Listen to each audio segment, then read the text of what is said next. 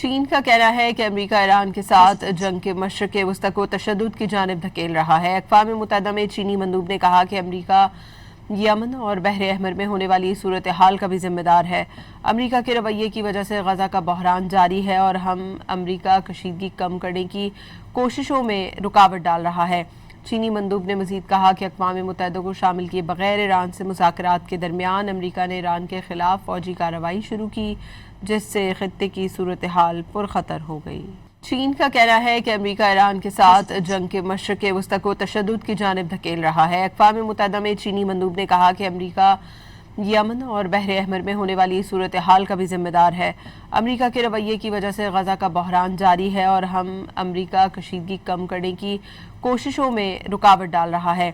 چینی مندوب نے مزید کہا کہ اقوام متحدہ کو شامل کیے بغیر ایران سے مذاکرات کے درمیان امریکہ نے ایران کے خلاف فوجی کارروائی شروع کی، جس سے خطے کی صورتحال پرخطر ہو گئی۔